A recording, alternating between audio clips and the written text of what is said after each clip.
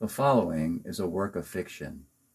The intent is to promote and publicize a work of American fiction.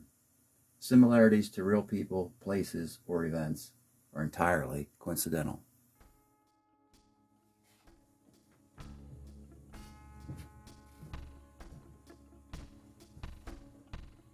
Welcome in again, viewers. Another chapter by HENRI Edson XIMENEZ. Paul Flum here on behalf of Conscious Publishing and the Shrimp Trawler channel. Today, it's chapter 11, and it's called The Tattered Notebook. Now, this background is starting to become familiar because we have not moved about our timelines like we have done earlier. I think that's a pretty good thing. We are here in the year 2004 still, the Violet era, as we mentioned. We've been in the apartment, we've been rooting around on the desk, and we've seen a MSN Messenger chat with an online beau of some type, and we've had a newspaper clipping. It doesn't say actually how old that newspaper clipping is, but there's newspaper clippings on the desk, and they've been rooting around. There was a mention of a notebook earlier, and that's what this chapter is. The Tattered Notebook, chapter 11. Eventually we get to it, and here we are. Now, how am I going to get to the end of this chapter?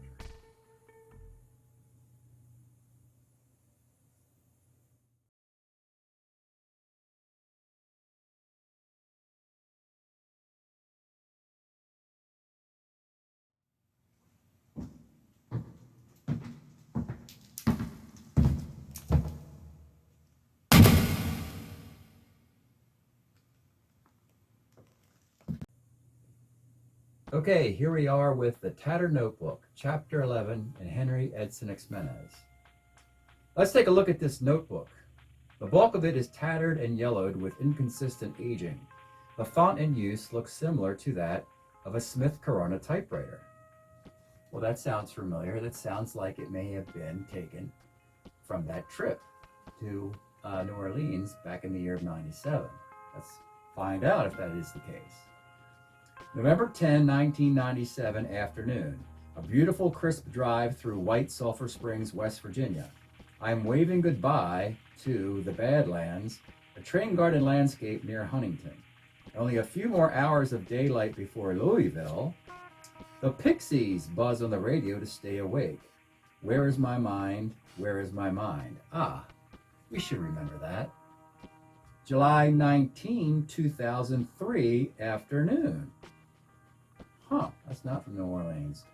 A rancher-style house in the suburbs in a beautiful cul-de-sac. Straight out of I Dream of Jeannie with Major Nelson and Dr. Bellows. I come home and Jan is on my computer. What's up? We gotta move. What for? Yup, Jack's selling a house. I think your hex is real. They sit there and discuss their future. A spider spins a web from a rose bush to the screen door. It starts to rain. November 10, 1997, evening. It is now evening at the motel in Louisville, Kentucky. Actually just outside of Kentucky across the river in Ohio. The rooms are cheaper. I mull Churchill Downs in the AM or perhaps the gambling barge in the river. It will be neither. I pull out the typewriter and begin this. Then sleep, and then November 11, 1997 morning. I see we're getting little bits and pieces that were misaligned with what we've previously presented as it, here it is typed.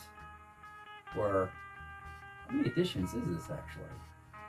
This is a typewritten copy of this adventure. Not necessarily the book. November 11, 1997 morning. I check out of the cheap motel. What isn't a cheap motel? I need a church. Creepier the better. The organ music cassette Walkman can be synced to the camcorder to record. I find the right church in black and white. November 11, 1997 afternoon. Memphis, Tennessee. Looking for Elvis. Johnny Cash. I settle for an incinerator. Fiery blast of the dim sunset. Birds swarming a power station. Sounds familiar. Recall that one. The street lights on the Mississippi River Bridge go on. Soon I'll try that motel trick. This time it's Arkansas. And a cheap room. Then we're back to the text of our book. It continues on like that with missing time sequences. Let's keep looking on the desk.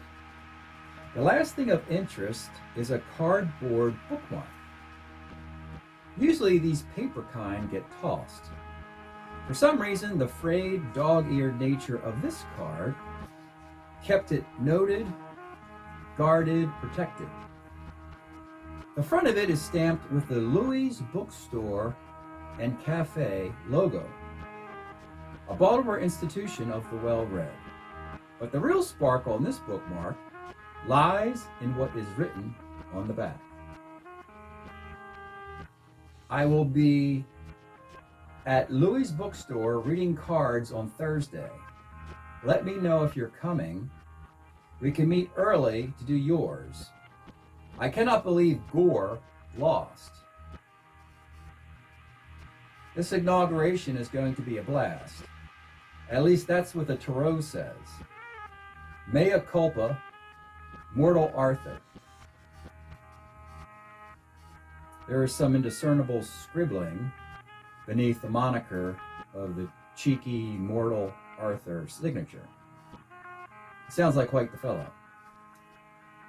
Okay, shut the computer down and turn the desk lamp off. Dump out the glass of brown beverage in the sink. It's been a long day. With a long day of reading both then and now. A lot of information to take in. Not a bad time to go grab yourself a bath and call it a day. Nothing like a long, hot shower to relax.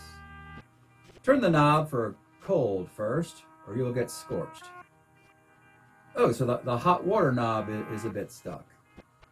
Keep cranking on the big orange knob. Otherwise, you will catch a cold shower instead. Finally, you break the hot water grip. When turning the hot water knob 180 degrees clockwise, the on spells no, as in the big N-O.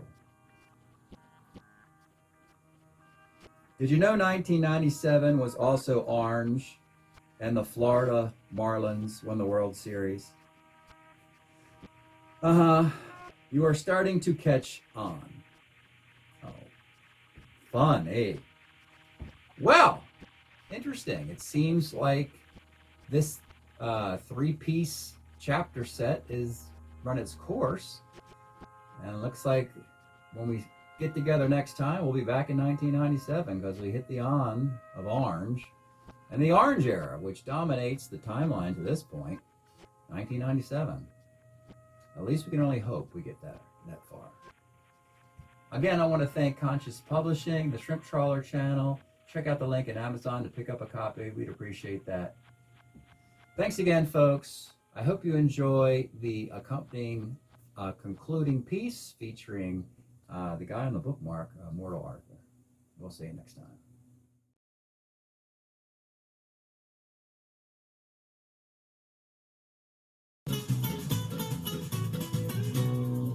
Okay, escape route is crucial. When I write to you and say